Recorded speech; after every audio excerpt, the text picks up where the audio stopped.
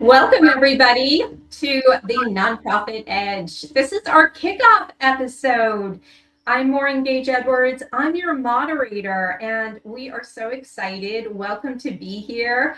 And I am joined by Joe John, the CEO of John Consulting, and he is the one bringing you this wonderful live stream series. And Joe, do you want to welcome everybody and share your experience and who you are to all of our guests?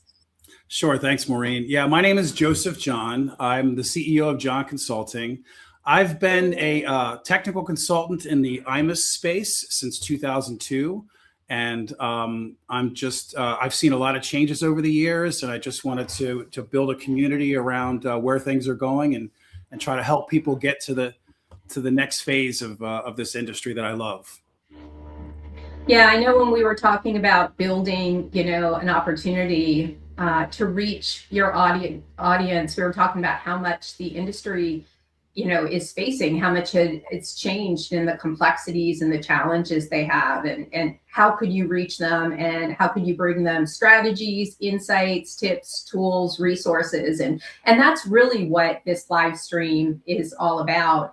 And today we're going to be talking about, your nonprofit. Why isn't it growing, and how to start fixing it, not just for today, but for the future. And it's a great kickoff episode topic. We're not going to be able to handle every problem in the next 30 minutes, but Joe, I know you have a few that we are going to tackle.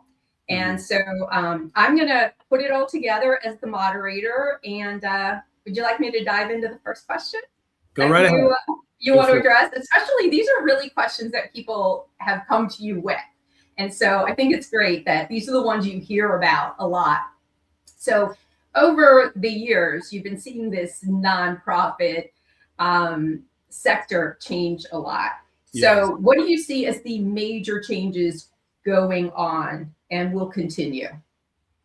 Well, thanks for that. So I was brought in 24 years ago, and really the first 10 to 15 years of my career were working as a developer to extend the product of IMAS. And even though IMAS is built as from the ground up as a nonprofit software, nonprofits have some of the most complex business rules of any industry, really. I mean, on par with Fortune 50 companies. So invariably, nonprofits would have requirements and needs that the core product wouldn't handle. And so my job was to build out these extensions. And really, in the last 7 or 8 years since the release of the latest IMAS EMS version, that extendability is built into the product. So now all the things that you would have to hire a developer for that was highly customized, caused issues with upgrades, now can be built out of the box with the product if you know how to use it. So that's really a big development. And it's really important for organizations that want to be digitally transforming. They can extend their product at any time quickly and efficiently. And also extending an out-of-the-box system is about a third of the hours of building something custom. And it's part of the product, so it doesn't affect your upgrade path. So that's one of the big takeaways for me. Also, systems now are built towards automation. Nonprofits want to get more with less. They want to have a lot of things that used to require a traditional staff, pencil pushing staff, now can be automated. Again, but you need someone who knows how to use the tools to do that, to get the value from it. So I've noticed that the clients that succeed today are hiring technologists. They're hiring younger people that are comfortable with technology and good with technology, and then they can build those systems themselves without having to pay for expensive customizations.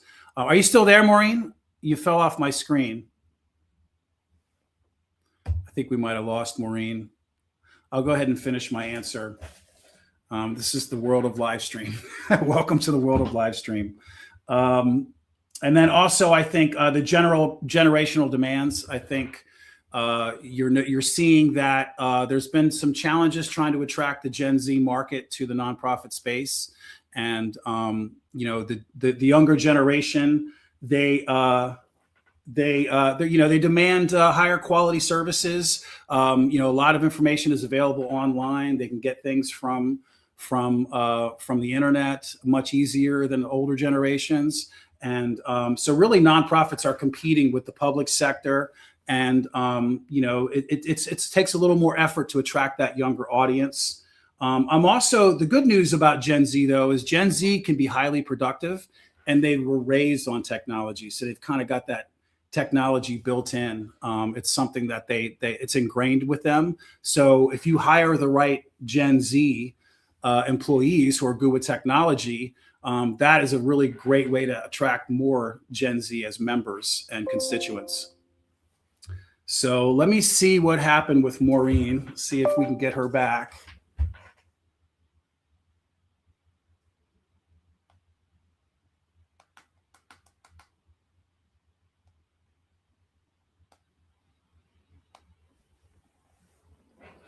This is what you'd expect from a. Are you on? Yeah, it's still live. I'm still here. Okay, just go ahead and continue. My thing is unresponsive, and I'm not sure why. So I'll be back. So just continue with how it's going.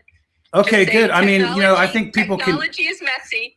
Yeah, I think people could probably hear you on the mic with on the cell phone. You want to? Yeah, just say, you know what? We lost Maureen. Technology is messy. Okay. All right. Well, they heard you say that. You're by my microphone. So, all right. I'll go ahead and just continue on, and hopefully we'll get you back soon. All right? Yep. All right. All right. Thank you. Bye, everybody. All right. All right. So the second question is, given these insights and trends, what do you see as the best strategy moving forward? To me, I think I kind of touched on it in the last answer, is you want to hire young technologists. Let me see what's going on here. Hey, Maureen. Yes. So today is major tech issue, and it, of course, has to happen on our kickoff day. Okay. That is always the way it goes, but right. I want to get back on track, Joe. So where are you? What great information have you shared so far while I was gone? So we talked about what's changed in the sector, and I read the second question. Given the trends, what are the best strategies moving forward? All right. So did you already talk about fractional employees? No, I didn't. I just started answering that, but that was one of the things I wanted to talk about for that one. The first was to hire young technologists. Is something that if you want to attract Gen Z, you want to hire Gen Z, because they know what Gen Z want, and they have the knack with technology. And then also the other point was fractional employees. So yes. I think for us, for instance, Maureen is a fractional employee. I think you can get very high quality leadership on a fractional basis who can really help you with your strategy. And then you pair them up with the young technologists, and that's a great combination. The next thing is upgrading your tech stack. Modern software is really on a different level than traditional software. Modern software will give you the tools to digitally transform. They come in here with AI built in, and so really upgrade to the latest version. If you're using IMUS, you want to upgrade to IMUS EMS. I mean, that's really the way to go.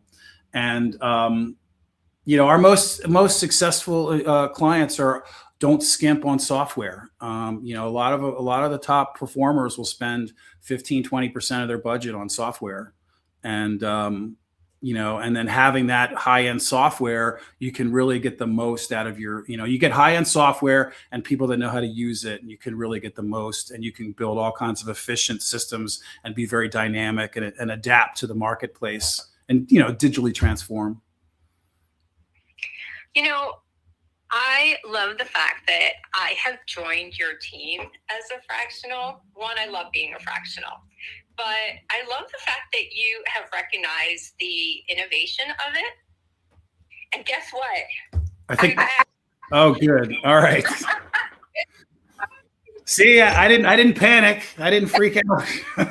Well, you know why you didn't panic? You are a tech guy. Yeah. You're calm, and that's why I love joining your team, because you are calm, you are focused, you work with technology, and you understand that technology does have amazing opportunities for people, but it can have its kinks. It can have its faults, and you know how to work through it. So I'm back, everybody, and I'm going to get so back. glad you're back. Yeah. Thank you. So I have joined you as a fractional CMO. And what I love is that you are giving advice right now to nonprofits, and you are walking the walk.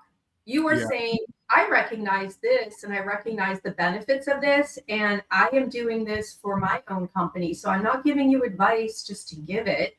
I'm actually practicing it real world because one, I believe in it. One, I believe that it'll work for me, but I'm seeing the real results, and I'm giving it to you because this could really save you money, drive more revenue, make more efficiency. And, this seems to be the way it's going. And in 2026, it's a good thing to maybe look at. So I'm loving joining your team and seeing what we could do. And I think this is some really good advice out there that's new. And I don't think people are offering it to nonprofits. So this is pretty novel. Well, there's the traditional association management group where you outsource your entire, executive staff on a fractional basis. So we work with the Harrington Group, and Karen Maida. I've been working with her for about 12 years now. So that's something that's been a thing. But I think, larger organizations might look at, not necessarily hiring one outside company for all their management. They could just hire piecemeal for specific roles. And you can really get somebody that's really high quality for, a fraction of the cost. And I think that's, the flip side of that is that we're practicing what we preach as far as hiring Gen Z.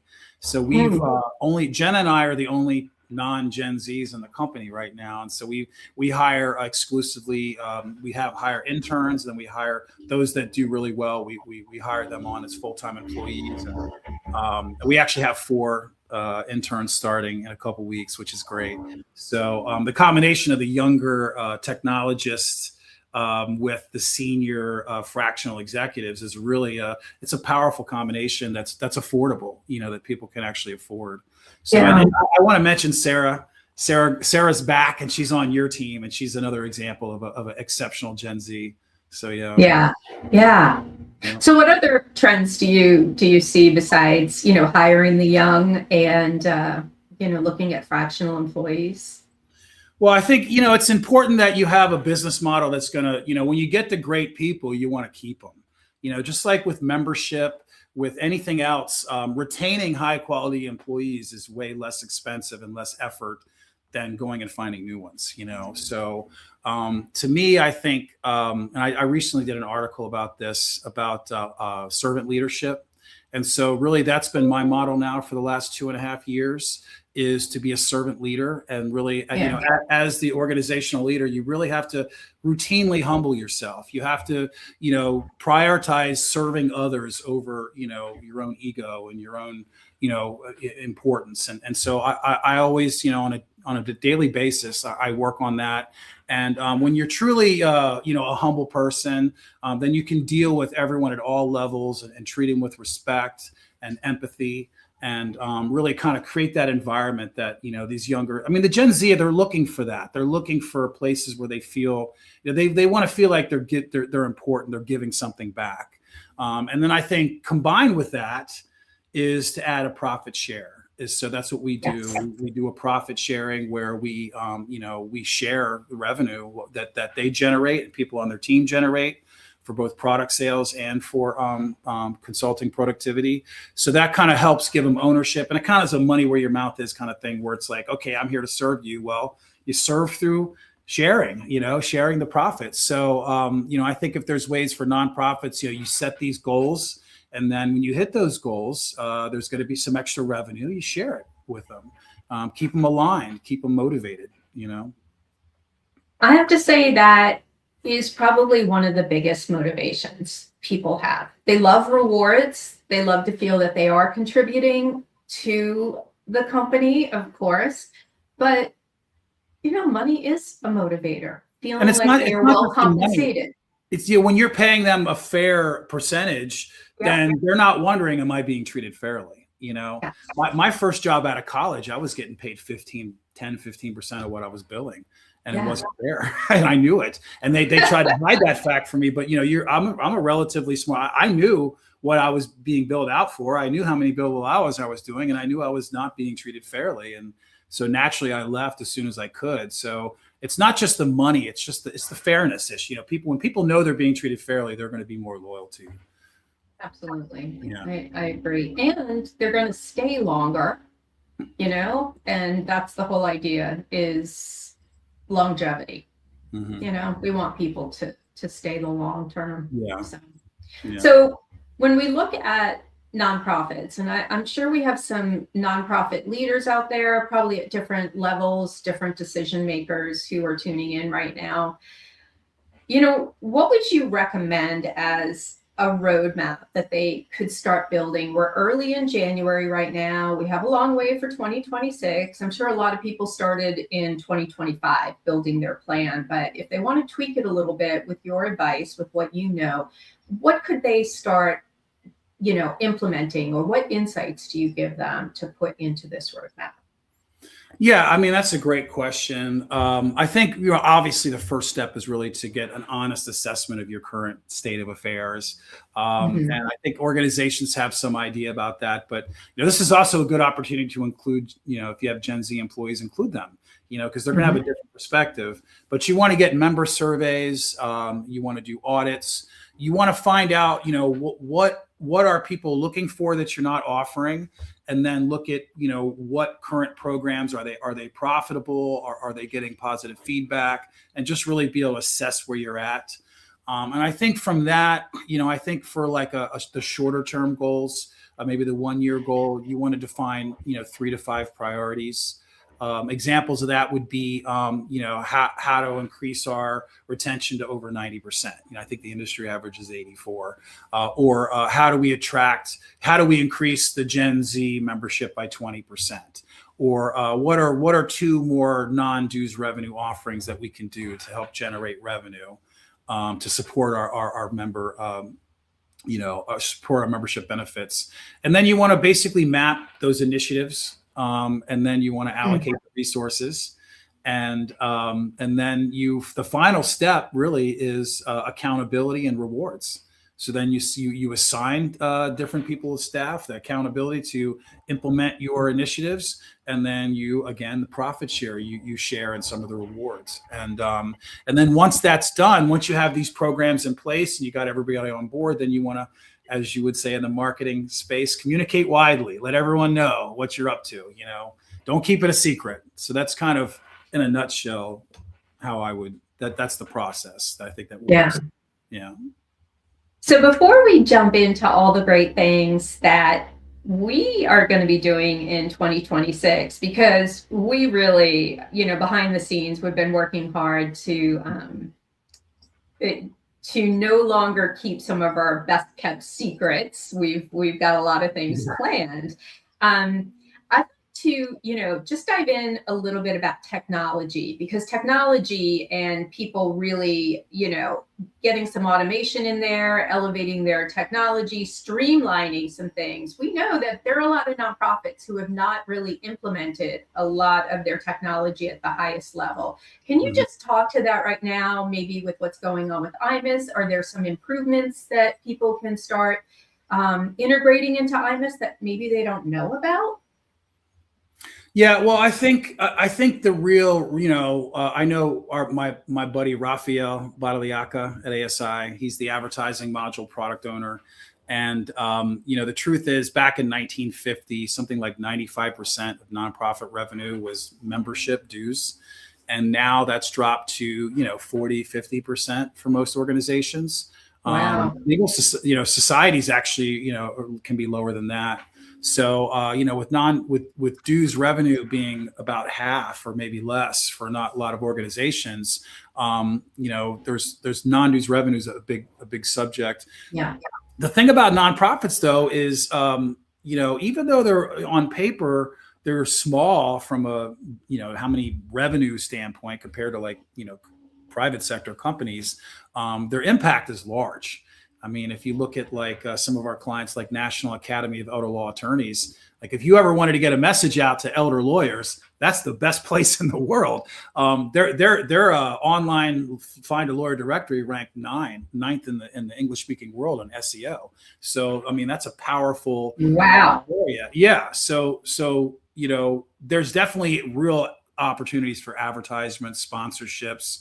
I mean, there are organizations that just are lining up to advertise with them because legal attorneys is where their marketplace is. So I think a lot of nonprofits will punch above their weight as far as being able to provide these services, but they need to make sure they have the tools in place to do that properly. So we are partnering with Raphael's team, and we're coming up with the Media Hub. And the Media Hub is a combination of our opportunity portal, which again, it uses IMUS extendability to extend IMUS to have like a sales portal that you can actually track and measure your and work through your sales process, and then find easy ways to push that into the advertising system. And then our new product, Click Tracker, then can track every single click. And it tracks the click, and then it knows who if the person logs in, you know exactly who did the click. So then if you can share all that demographic, emails, whatever, phone numbers, whatever you want to share with your sponsors, you can. Yeah. And you can also tag the sponsors. So now you have a click that has all the Google Analytics data that you get from Google, from the browser, and then you have the ID of the clicker, the ID of the advertiser. And now we can also add the ID of the order in the advertising module. And then we also are scraping the metadata, the title and the description from each page is clicked. So now we know what people are interested in. So now the keywords associated and the descriptions associated with what people are clicking in. That's the next step, is AI. To see, okay, yes, know what they're interested in. Let's use AI to figure out what to do next, and you can mass customize things. So that's kind of the Media Hub's a big thing. I could go on, but I know we only have. I know, and we have a long series of information we're bringing to you. But I will say, when I joined your team and I saw the product Click Tracker, I think that was one of the most exciting things I had seen on what we can do to help clients. It's incredible. And I know I've been diving into the features and the benefits, and people are going to really learn more and more about that, because the value that this is going to bring is unbelievable from, not only just a marketing perspective of how I would use it, but how people are going to be able to maximize their website and get data analytics that they can turn into insights to drive membership, to drive leads, to drive opportunities is huge. Advertisers get their own portal. So they get their own dashboard. They can log in at any time. And so that goes back to that automation. So you don't have to have your employees service sending them reports. They can go get the reports. You can use IMUS to determine what they see, what records. You could share actual emails. You could, depending on what you want to share. And you could easily set up different levels and add additional features to like the premium sponsors. And so that, just being able to measure that level of engagement and the fact that it works across all websites, so you're tracking your clicks, on all your websites. And knowing, all that data is really important. So so that's the latest technology for those of you who are not aware of what's going out there. So we definitely wanted to bring new technology news to you. So one of the things we just want to update is what's going on with our company. What are the best kept secrets that are not secrets anymore? So Joe, what's on the horizon for our clients, or for those who are just getting to know Joe Consulting, who you would like to know more? You did it. You said Joe Consulting. People always have Consulting. It's Joe John. People call me John. It's Joe Consulting too, because he is like, the head of everything. Joe John, he's got it all. So John Consulting. I look, I'm just here at this point, it's like my talented staff, or they're the ones doing the hard work. I'm just kind of sitting back, and I'm there as an executive. It's gotten to, I don't even really bill for my time anymore. I provide free time to customers and just guidance to consultants when they need it. and trying to add the maximum value. But yeah, so we have 4 interns starting in just a week and a half on the 26th. So we're very excited about that. We've got 2 developers, high-end, really high-quality developers, and then 2 IMUS consultants that are starting, and they're all, very high level, very high GPA, very successful. We're very excited for this crew to be starting with us. And I touched on the partnership with Raphael and the IMUS advertising module. We are going to be, in addition to the Media Hub, we're going to be I'm going to task these young interns who are high performing to go ahead and build new user interfaces for the advertising module and use the existing API that's there. And that way to kind of listen to our customers and kind of give them what they're asking for the advertising module. So that's, and then, the idea is to be able to build a simple interface so you can quickly submit orders and then generate one-click invoices, which is already built into the product. So we're just kind of we're extending the existing product like I talked about earlier. The other thing I wanted to mention was we've been working closely with ASI Sales lately, in particular Adam Alves from ASI Sales. And so I'm very excited to be working with him. He didn't want me to say this, but I think he's the best salesman. he's modest. He wanted me to say he's one of the best, but I think he's the best salesman out there. And I think if you're looking for IMUS as a new, you're looking at implement IMUS for the first time, I think asking for Adam Alves and Joe John, you come to us. I'll do the demos myself, and he will make sure you get the best possible price. And he's just really great to work with. And so we've got some new clients that are coming on this year with that relationship. So we're very excited about that. And I could go on, but those are kind of the main points I wanted to talk about. Can I mention one? Go ahead. We did a little update on our website, which I'm very excited about. Because you have amazing services and strategic operations that you do, even beyond technology and beyond IMUS. You are a strategic consultant. You have been for many years to help guide these nonprofits out there and really put roadmaps together to be able to take these insights that you have and put them into action. So I would love for people to check out our services, our consulting services, because we have a really good team that, take that technology and can also combine it to put together a roadmap of consulting. And it's like the whole package that, is out there. We can provide end-to-end solutions in one, resource. So it's the go-to resource for everything. And I think that's really important for people to understand. It's just not a tech hub.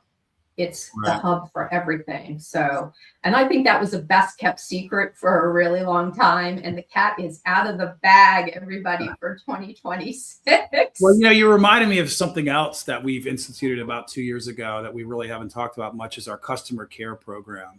So, what's that saying from Zig Ziglar? People don't care how much you know until they know how much you care.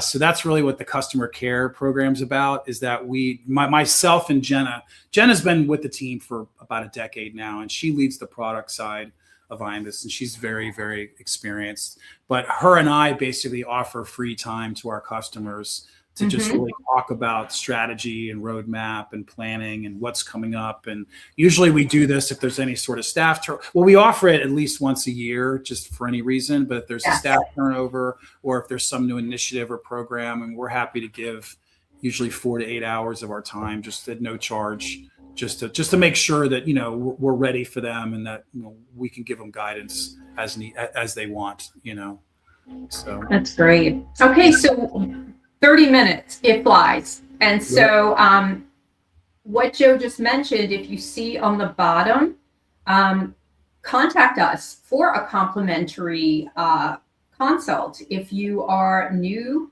to learning about us and you just want to have a conversation and, find out what we're all about and how we can really assist you and help you navigate what's going on out there. So please, the information is below. Also, go to johnconsulting.com. We have an amazing newsletter. It's actually .net. Sorry. Oh, johnconsulting.com. .net. Johnconsulting.net. And Yeah. I have it there wrong. Boy, I know what's going on here as the Yeah. marketing Let's CMO. make sure we fix that. Yeah. All right, we will fix that, but thank you very much. Sure. So yeah, but go on and subscribe to our newsletter. We send it out monthly. I will tell you, it's tips, insights, tricks. Jenna's saying we love our nonprofits. Of course we do, Jenna. Thank you so much. You're a Or as driver. Truthy would say, I love my nonprofits. She calls them hers. Yeah. So everybody, please go ahead and subscribe. It's amazing the information you will get.